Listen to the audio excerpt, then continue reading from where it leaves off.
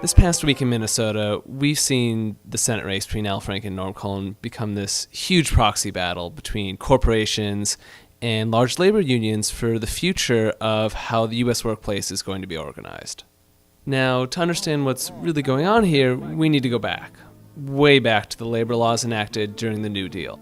These laws gave employees the protected right to form a union if more than 50% of the workforce signed authorization cards. Businesses fought these protections over 10 years, until 1947, when they were able to get through Congress the Taft-Hartley Act. This act gave more power to businesses, to employers, by allowing them to demand an anonymous vote be taken, even after a majority of the workplace had already signed authorization cards to form a union. More than 60 years later, unions and corporations are still fighting over this process. The battle appears to be reaching another milestone with the consideration of the Employee Free Choice Act. Here's the state of the law right now. If more than 50% of the workers sign up to form a union, then an employer can come in and demand they take an anonymous vote.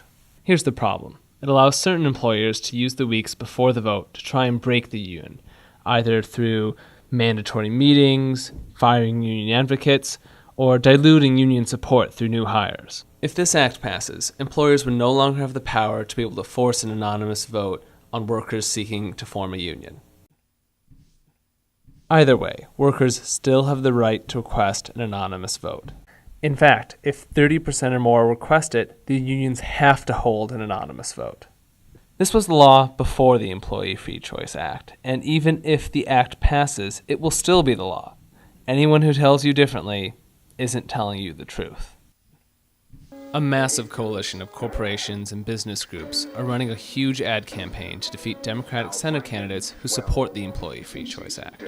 Their ads fraudulently claim that the act would eliminate the secret ballot. These ads simultaneously slime union organizers as being run by the mob, while parading as pro-worker despite being funded by large business special interests. Which special interests? Take a look.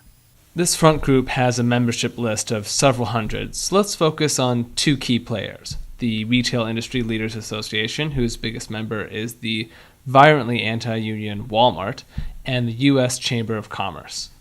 That means the coalition is jointly backed by not only the world's largest public corporation, but also the world's largest business federation. No wonder that incumbent Republican Senator Norm Coleman is repeating those same fraudulent claims against the act. This quote Employee Free Choice Act is an Orwellian phrase. What it's about is taking away the right to a secret ballot in a union election. Local CBS affiliate WCCO called the ad a distortion. In reference to Senator Coleman's statements, chair of the Democratic Farmer Labor Party, Brian Melendez, went one step further. Oh, no, I'm sorry. Don't make any mistake. It's not all but called him a liar. I am calling him a liar. Not all but. Meanwhile, the Minnesota Chamber of Commerce invited Tom Donahue, president and CEO of the U.S. Chamber of Commerce, to come in and plan strategy against the act. Representatives from both large corporations and small businesses were in attendance, with several additional corporations providing sponsorship. We're doing paid and earned media to educate lawmakers, and as a part of our national political program, we're building a political grassroots system. Let me be very specific. We hope to spend $40 million in the House and Senate races, not all on the union issue, but we're going to spend the majority of it in making sure that we can sustain a filibuster in the United States Senate. I believe that making a deal with these guys for today is a really dumb idea. It lets them off the hook. The bottom line is, the answer right now is, we're not making any deals with anybody. We think that we're going to force you to vote on this issue.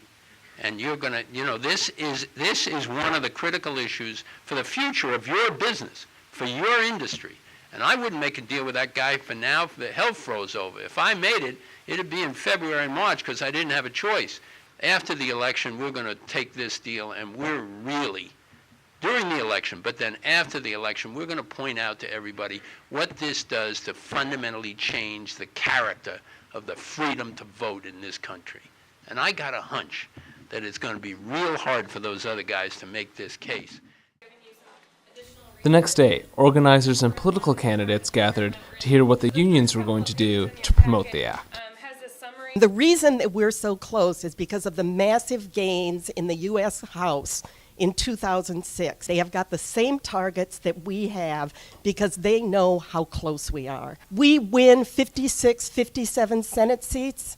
We've got a couple of moderate Republicans like Snow, like Voinovich, who might actually come over with us. You are going to see an escalation of this campaign after November 4th that for any of you organizers who have been through an ugly drive is going to seem like child's play. I mean, they know how serious this fight is, and it is not about a secret ballot. It is not about unions. It is about how wealth has been spread over the last 30 years in this country. This is a question of whether we want workers to have a tool that helps them and their co-workers go on and build a middle-class life for themselves.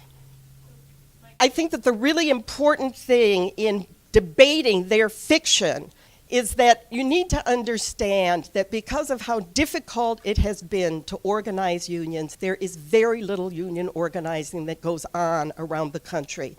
So it is not as though a lot of people know what happens in an organizing drive. Nobody even has a member in their church or their community who has gone through an organizing drive. I'm Melissa Hortman, and when I've been door knocking, people have been coming out and saying things about these ads. I think that the whole mobster thing is very compelling. People tune in, they listen.